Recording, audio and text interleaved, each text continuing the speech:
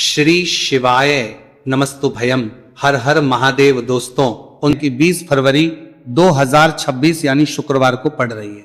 फाल्गुन माह की शुक्ल पक्ष तृतीया तिथि। और दोस्तों, ये वह तिथि है जो फाल्गुन में पड़ने वाली सबसे बड़ी तिथि है, क्योंकि यह शुक्रवार के दिन पड़ रही है और इसका बहुत ही बड़ा और विशेष महत्व होता है। पूज्य गुरु जी ने कहा है कि अगर कभी भी मौका लग जाए और फाल्गुन मास की तृतीया तिथि शुक्रवार को पड़ जाए तो आप लोगों को एक छुटकी काला तिल वाला उपाय तो अवश्य ही करना चाहिए। इन दोनों का संयोग बहुत कम आता है। और इसी के साथ में गुरु जी ने अपनी शिवपुराण कथा में बताया है कि इस दिन आपको एक छुटकी काला तिल वाला उपाय तो आपको अवश्य ही करना चाहिए, क्योंकि ऐसा दिन पूरे साल में सिर्फ एक ही बार आता है। और दोस्तों, आप सभी लोग जानते हो कि शुक्रवार तृतीया तिथि का अगर सबसे बड़ा कोई उपाय है तो एक छुटकी काला तिल वाला उपाय है। तो दोस्तों, शुक्रवार तृतीया तिथि के दिन आप लोगों को इस एक छुटकी काला तिल वाला उपाय को जरूर करना है। बहुत सारे लोग होंगे जिन लोगों ने इस उपाय को ना किया हो, मतलब पूरा महीना निकल गया, उन्होंने किसी भी दिन इस एक छुटकी काला तिल वाला उपाय को ना किया हो। पर दोस्तों, आपके पास एक आखिरी मौका बचा हुआ है, जो कि 20 फरवरी शुक्रवार तृतीया तिथि के दिन है। तो इस दिन आप लोगों को इस वाले उपाय को जरूर कर लेना है, भले ही आपने पूरे महीने भर इस उपाय को ना किया हो। पर अगर आप इस फाल्गुन मास के शुक्रवार तृतीया तिथि के दिन अगर इस वाले उपाय को कर लिया तो आपको इस उपाय को करने का वह फल मिलेगा जिसकी आपने कभी कल्पना भी नहीं करी होगी। इसीलिए आप लोग इस वाले उपाय को एक बार जरूर कर लेना है, ताकि आप लोगों के हाथ से यह मौका ना जा सके और आपको इस उपाय को करने का फल मिल सके। दोस्तों, यह उपाय पंडित जी ने अपनी अभी के ही श्री शिव महापुराण की कथा में बताया है, जिस उपाय को आज हम आपको बहुत अच्छे से समझाने वाले हैं। वीडियो को देखने के बाद इस उपाय को समझने के लिए आपको कोई और वीडियो को देखने की जरूरत नहीं पड़ेगी। तो चलिए दोस्तों, उपाय को शुरू करते हैं। देखिए, ये इस फाल्गुन मास के शुक्रवार तृतीया तिथि के दिन ये इतना खास होता है, इतना महत्वपूर्ण होता है। देखा गया है कभी कभी बड़े बड़े पूजा पाठ अनुष्ठान से जो मनोकामना पूर्ण नहीं होते, वो फाल्गुन मास के शुक्रवार तृतीया तिथि के दिन एक छोटे से उपाय करने से ही आपकी मनोकामना पूर्ण हो जाती है। और बहुत सारे लोगों ने इस उपाय को किया भी है और उनको इसको करने का फल भी जरूर मिला है। अगर आप लोग भी इस उपाय को करना चाहते हैं तो आप इस उपाय को पहले अच्छे से समझ लेना, सुन लेना, उसके बाद करना। आपको इस उपाय का फल जरूर मिलेगा। और इस उपाय को कर लेने से आपके घर में चाहे किसी भी प्रकार की दुहक और समस्या क्यों ना चल रही हो, आपको उसका कारण भी नहीं पता है कि भाई ये समस्या किस कारण से चल रही है, उसका कुछ भी कारण हो सकता है। जैसे पितृदोष हो सकता है, किसी भी तरह का मंगल दोष भी हो सकता है। तो इस दिन आप लोगों को ये वाला उपाय कर लेना है। ये एक ऐसा उपाय है जिस उपाय को अगर किसी विशेष दिन पर किया जाए तो भाई उस विशेष दिन का जो है वह तो हमें मिलता ही मिलता है। पर हमने उस दिन पर इस उपाय को किया है तो हमें उससे भी बड़ा फल मिलता है, और फल बहुत जल्दी मिलता है, क्योंकि आप इस उपाय को बहुत ही बड़े और विशेष दिन पर कर रहे हो।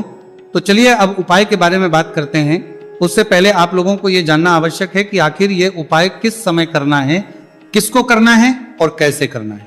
तो चलिए हम आगे आपको वीडियो में एक एक करके बता देते हैं। लेकिन उससे पहले अगर आप लोग हमारे चैनल पर पहली बार आए हैं या फिर मेरी आवाज आज पहली बार सुन रहे हैं तो हमारे चैनल को सब्सक्राइब जरूर कर लेना, और इस वीडियो को लाइक करके कमेंट बॉक्स में श्री शिवाय नमस्तु भयम ओम नमः शिवाय जरूर टाइप कर देना। तो दोस्तों, इस एक छुटकी काला तिल वाला उपाय को हमें इस शुक्रवार तृतीया तिथि के दिन कैसे करना है, किसको करना है, किस समय करना है और कहां पर करना है, ये सारे सवालों के जवाब आपको इस वीडियो में मिल जाएंगे। और जो ये वीडियो देखेगा भाई, उसको एक छुटकी काला तिल वाला उपाय जरूर करना चाहिए, क्योंकि इस दिन एक छुटकी काला तिल का भी बहुत ही बड़ा और विशेष महत्व होता है। और जब बात आ जाए एक छुटकी काला तिल वाला उपाय की, तो ये सोने पर वाली बात हो जाती है और ये एक बहुत ही बड़ा उपाय हो जाता है इस शुक्रवार तृतीया तिथि का। तो अब दोस्तों, इस एक छुटकी काला तिल वाला उपाय को आखिर करना किसको है, सबसे पहले हम लोग वो बात जान लेते हैं। तो देखो, घर की जो बड़ी माताएं बहनें होती हैं, उन माताओं बहनों में से कोई भी एक बड़ी माता बहन इस वाले उपाय को कर सकती है। और दोस्तों, अगर आप चाहें तो अपने घर में से सभी सदस्यों को भी इस उपाय को करवा सकते हैं। अगर किसी व्यक्ति की खुद की कोई मनोकामना है, खुद की कोई दुख और परेशानी है जो कि वो अपने लिए ही करना चाहता है, इस वाले उपाय को तो वो खुद अपने लिए भी कर सकता है। बाकी अगर कोई घर में से ऐसा है जो कि अपने पूरे घर परिवार की सुख और शांति के लिए ये वाला उपाय करना चाहता है, तो भाई वो भी कर सकता है, उसमें भी कोई दिक्कत वाली बात नहीं। कहने का मतलब यह है कि इस उपाय को हर एक सदस्य भी कर सकता है और पूरे घर परिवार के सदस्य के लिए घर की बड़ी बहनों में से कोई एक माता बहन भी कर सकती है। माताएं बहनें अगर घर में उपस्थित ना हो या वो ये वाला उपाय ना कर पा रही हो तो फिर घर का कोई बड़ा सदस्य भी इस एक छुटकी काला तिल वाला उपाय को कर सकता है, चाहे फिर वो पुरुष ही क्यों ना हो, उसमें कोई भी दिक्कत वाली बात नहीं है। अब दोस्तों जो अगला प्रश्न निकल कर आता है वह यह आता है इस उपाय को लेकर कि आखिर इस उपाय को हमें किस समय करना है, सुबह के समय करना है कि शाम के समय करना है। तो देखो इस वाले उपाय को आप लोग सुबह भी कर सकते हो और शाम के समय प्रदोष काल में भी कर सकते हो। अब अगर आप पूछो कि भाई सबसे उत्तम समय कौन सा रहेगा इस एक छुटकी काला तिल वाला उपाय को करने का, तो हम आपसे बस यही कहेंगे कि इस उपाय को आप सुबह के समय करेंगे तो ज्यादा बेहतर होगा। बाकी अगर प्रदोष काल शाम के समय भी करेंगे तो भी अच्छा होगा, उसमें कोई भी दिक्कत वाली बात नहीं है। तो अब दोस्तों जो अगली सबसे बड़ी और महत्वपूर्ण बात आती है वह ये आती है कि सुबह अगर हम उपाय को करेंगे तो हमें कितने बजे से लेकर कितने बजे तक के बीच में करना है, और शाम के समय प्रदोष काल में करेंगे तो हमें कितने बजे से लेकर कितने बजे के बीच में करना है। तो देखो सुबह जितनी जल्दी हो सके आप उपाय को करने की कोशिश करना। बाकी अगर किसी कारणवश लेट भी हो जाओ, थोड़ी देर भी हो जाए, तो 10 या 11 बजे तक भी आप उपाय कर लेना, पर 12 बजे से ज्यादा देरी ना हो, ठीक है, इस बात का ध्यान रखना। उसके बाद में दोस्तों अगर के समय प्रदोष काल की बात करें, प्रदोष काल का जो समय है होता है वो शाम के 6 बजे से शुरू हो जाता है। मतलब शाम के 6 बजे से लेकर 7 बजे के बीच का जो समय होता है ये समय प्रदोष काल का समय होता है। तो आप इस उपाय को 7 या 8 बजे के बीच में भी कर सकते हो। मतलब शाम के 6 बजे से रात 8 बजे के बीच में आप कभी भी इस वाले उपाय को कर सकते हो, उसमें कोई भी दिक्कत वाली बात नहीं है। देखिए आज के इस पूरे वीडियो में हम आपको 3 चमत्कारिक उपाय बताने वाले हैं। ये तीनों ही उपाय बहुत खास और बहुत ही विशेष होने वाले हैं।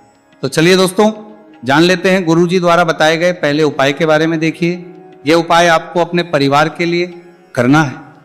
यदि आप चाहते हैं कि आपका परिवार का प्रत्येक सदस्य तरक्की करें, उन्हें हर कार्य में सफलता की प्राप्ति हो, तो आपको यह उपाय करना है। तो देखिए इस उपाय को करने के लिए आपको एक आटे का दीपक लेना है। आपको अपने ही घर पर एक एक आटे का दीपक प्रकार से तैयार कर लेना है। अब देखिए दोस्तों इस प्रकार से आटे का दीपक तैयार करने के बाद इसी के साथ में आपको एक चुटकी हल्दी भी लेनी होगी। अब ये दोनों ही सामग्रियां लेकर के आपको पहुंच जाना है अपने ही घर में तुलसी जी के पौधे के पास में। देखिए कई लोग कमेंट करके पूछ रहे हैं कि क्या हम तुलसी जी के पौधे के वहां पर, हमारे घर में जो तुलसी जी का पौधा है वह सूख चुका है, तो वहां पर भी इस उपाय को कर सकते हैं। तो हाँ बिल्कुल आप इस उपाय को, जो आपके घर में तुलसी जी का पौधा है वहीं पर आपको यह उपाय करना है। देखिए सबसे पहले तो आपको ये जो उपाय है सूर्यास्त के बाद यानी कि रात्रि के समय में ही करना होगा। अब देखिए सबसे पहले आपके पास जो एक छुटकी हल्दी है उसे आपको तुलसी जी के पौधे में डाल देना है। अब देखिए आप जो एक आटे का दीपक लेकर के आए हैं, सबसे पहले तो आपको उसे तुलसी जी के पौधे के पास में रखना है, और तुलसी जी पौधे के पास में रखने के बाद इस दीपक में हमें शुद्ध घी का प्रयोग करना है, और इसी दीपक में हमें गोल रूप की बाती का प्रयोग करना है। क्योंकि ये जो दीपक है विशेषकर हम हरि विष्णु नारायण के नाम से लगा रहे हैं। अब इस दीपक को आपको प्रज्वलित कर देना है और आपको भगवान विष्णु से, माता तुलसी से प्रार्थना करनी है कि हमारे घर में परिवार का प्रत्येक सदस्य तरक्की करे, उसे अपने हर कार्य में सफलता की प्राप्ति हो, पूरा परिवार खुश रहे। हे भगवान नारायण आप हमारे परिवार की रक्षा करना। अब देखिए दीपक को प्रज्वलित करने के बाद आपको तुलसी जी के पौधे के नीचे यदि तुलसी जी का पत्ता गिरा हुआ पड़ा है तो उसे आपको उठा लेना है। आपको ध्यान रखना है तुलसी जी के पौधे से पत्ता तोड़ना नहीं है, नीचे गिरा हुआ है तो उसे आपको उठा लेना है।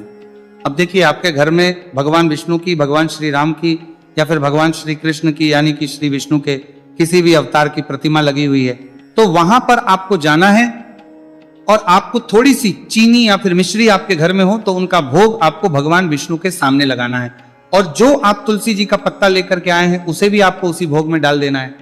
अब देखिए थोड़ी सी देर इस भोग को वहीं पर रखे रहने देना है, और फिर इस भोग को आपको अपने घर के परिवार के प्रत्येक सदस्य को प्रसाद स्वरूप प्रदान करना है। यकीन इस उपाय को करने से आपके परिवार का प्रत्येक सदस्य हमेशा तरक्की पर रहता है और आपके परिवार में हमेशा खुशियां बनी रहती हैं। तो इस प्रकार से आपको पहला उपाय कर लेना है। अब हम जानते हैं दूसरे उपाय के बारे में। देखिए ये जो उपाय है विशेषकर धन की प्राप्ति के लिए है, मां लक्ष्मी को प्रसन्न करने के लिए है, और विशेषकर शुक्रवार तृतीया तिथि की रात्रि में ही आपको यह उपाय करना है। देखिए सामने आपको एक दीपक दिखाया जा रहा है, तो आपको एक दीपक लेना है। दीपक आप मिट्टी का भी ले सकते हैं, आटे का भी ले सकते हैं। अब देखिए इस दीपक में आपको शुद्ध घी का प्रयोग करना होगा और इस दीपक दत्त में आपको विशेषकर मोली वाला जो धागा आता है, लाल रंग का कलावा का धागा जिसे हम कहते हैं, उसकी बाती आपको इस दीपक के अंदर प्रयोग करनी है, यानी कि लंबी बाती का आपको इस दीपक के अंदर प्रयोग करना है।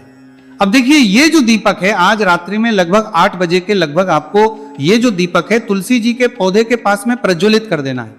दीपक की जो बाती है उसका मुख आपको उत्तर दिशा में रखना है, इस बात का ध्यान रखना है।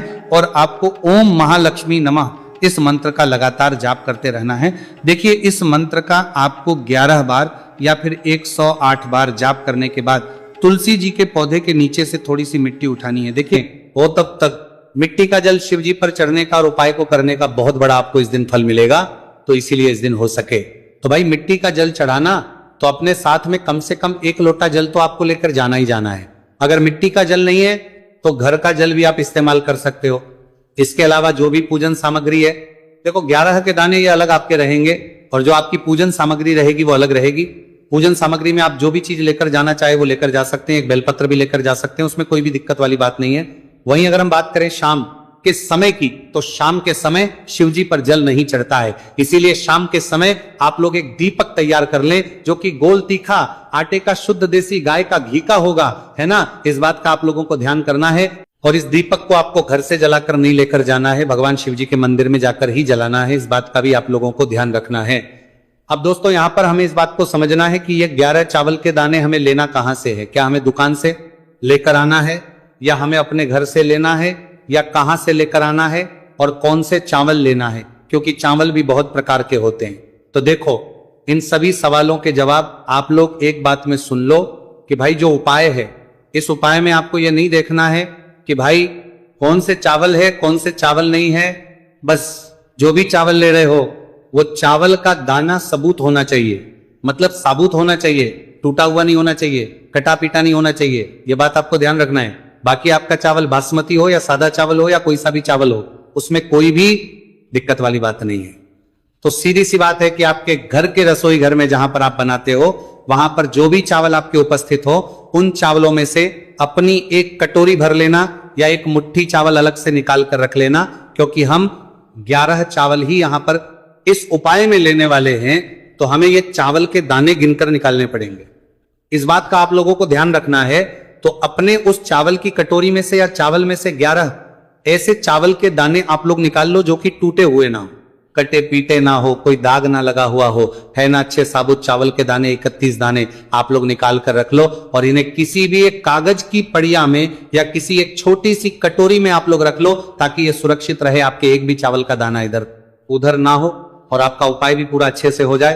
तो भाई जैसे ही आपका उपाय की जो सामग्री है 11 चावल के दाने ये तैयार हो जाते हैं, उसके बाद में आपको जो भी अपनी पूजन सामग्री है, सुबह समय कर रहे हो तो 1 लोटा जल और एक बेलपत्र या पूजन सामग्री जो लेकर जाना चाहो उसकी भी तैयारी कर लेना। और शाम के समय जा रहे हो तो भाई अपना जो दीपक है उसे तैयार कर लेना, ठीक है। और उपाय को करते समय शुद्धता का विशेष रूप से ध्यान रखना, ठीक है। सुबह सुबह स्नान करने के बाद ही उपाय को करने की आप लोग तैयारी करना। उसके बाद अगर शाम के समय की बात करें तो शाम के समय आपको स्नान करने की जरूरत नहीं है, पर शुद्धता ध्यान रखना है आपको। स्नान तो नहीं करेंगे, आप हाथ मुंह धोकर भी इस वाले उपाय को शाम के समय प्रदोष काल में कर सकते हैं, इसमें कोई दिक्कत वाली बात नहीं है। तो आप अपने उपाय की पूरी सामग्री तैयार करके आपके पास ही में जो आपका शिव मंदिर हो वहां पर पहुंच जाइए। सबसे पहले शिव मंदिर में जाकर आप लोगों को उपाय नहीं करना है, पहले भगवान के दर्शन करना है, भगवान से आशीर्वाद प्राप्त करना है, फिर शिव जी की शिवलिंग के पास में आना है। शिवलिंग के पास में आने के बाद जो पूजन सामग्री लेकर आए हुए हैं, जैसे कि सुबह गए हुए होंगे तो 1 लोटा जल और जो भी पूजन सामग्री लेकर आए हैं आप उनसे भगवान शिव जी की पूजन कीजिए। सबसे पहले तो 1 लोटा जल ही चढ़ेगा, फिर आपको एक बेलपत्र श्री शिवाय नमस्तु भयम का जाप करते हुए शिवलिंग पर चढ़ा देना है। उसके बाद में आपकी पूजन सामग्री चढ़ेगी। उसके बाद में अगर दोस्तों शाम के समय अगर आप इस उपाय को कर रहे हो तो अपने साथ कम से कम एक जो दीपक है गोलबाती का जो आप अपने साथ में लेकर गए हो, उस दीपक को मंदिर में जाकर अपनी माचिस से जलाना है और उस दीपक को शिवलिंग के पास में रखना है, ठीक है। इस दीपक को रखने के बाद ही आप लोगों को अपना ये वाला उपाय शुरू करना है। और दीपक को ज्यादा पास में मत रखना, वैसे भी गर्मी पड़ रही है, भगवान शिव जी को आंच नहीं लगनी चाहिए, है ना। तो भाई जैसे ही आपकी पूजा अर्चना हो जाती है, आप भगवान शिव जी को प्रसन्न कर लेते हैं, उसके बाद शिवलिंग के पास ही में आप कहीं पर बैठ जाइए, सामने या आसपास जिस जगह पर आपको बैठना हो वहां पर आपको पर बैठ जाइए और अपने वो 11 चावल के दाने अपने सामने निकाल कर रख लीजिए, क्योंकि अब यहाँ पर उपाय को यहाँ पर करने की आपको तैयारी करना है। और इस तरीके से जब आप उपाय करेंगे, पूजन सामग्री करने के बाद, पूजन अर्चना करने के बाद, तो आपको उपाय का फल बहुत जल्दी और बहुत होकर मिलेगा। तो अपने चावल के अपने सामने निकाल कर रख लेना। और ये जो उपाय है ये आपकी सीधे हाथ की हथेली से होगा, इसलिए इस बात का भी विशेष रूप से ध्यान रखना है। तो सीधे हाथ की हथेली का प्रयोग करके ही आप लोग अपना इस वाले उपाय को करना। अपने सामने जो भी आपके कागज की पुड़िया है उसको खोल कर रख लो, या कटोरी है तो भाई उसे अपने सामने रख लो और अपने वो 11 चावल के दाने निकाल लो, ठीक है। उसके बाद में दोस्तों अब आपको क्या करना है कि शिवलिंग आपके सामने होगी, तो आपने वो 11 चावल के दाने एक एक करके जहां पर आपने बेलपत्र चढ़ाए हैं, आपको शिव जी के शिवलिंग के ऊपर चढ़ाना है। कहां पर चढ़ाना है? शिवलिंग के ऊपर चढ़ाना है, और कहीं पर भी नहीं चढ़ाना है। आपको अपने हथेली से तो शिवलिंग के ऊपर चढ़ाना है, भले ही फिर वो अपने आप जलाधारी पर गिर जाए, मतलब वहीं पर गिर जाए, उसमें कोई दिक्कत वाली बात नहीं है। पर आप चढ़ाओ शिवलिंग के ऊपर, तो आपको क्या करना है? अपना पहला चावल का दाना उठाना है, श्री शिवाय नमस्तु भयम बोलना है और शिवलिंग पर चढ़ देना है। इसी तरीके दूसरा चावल का दाना उठा है, शिवलिंग पर चढ़ना है और मंत्र बोल देना है। और फिर तीसरा चावल का दाना उठाना है, श्री शिवाय नमस्तु भयम बोलना है और चढ़ देना है। इसी प्रकार से आपको पूरे 11 चावल के दाने एक एक करके शिव जी के शिवलिंग के ऊपर चढ़ाना है और भगवान से प्रार्थना करते जाना है। मतलब प्रार्थना तो आपको आखिरी में करना है, पर हर एक चावल के दाने को चढ़ाते समय श्री शिवाय नमस्तु भयम जरूर बोलना है। उसके ही में यह चावल का दाना शिवलिंग के ऊपर आपको चढ़ाना है। जैसे ही आपके 11 चावल के दाने शिवलिंग के ऊपर चढ़ते हैं तो भाई उसके बाद में आपको क्या करना है? भगवान से अपनी मनोकामना बोलना है। मनोकामना भी कब बोलना है? जब आपका 11 चावल का दाना आपके सीधे हाथ की हथेली में हो और आप उसे चढ़ाने के लिए जा रहे हो, श्री शिवाय नमस्तु भयम बोलकर उस आखिरी चावल के दाने को शिवलिंग के ऊपर चढ़ा देना।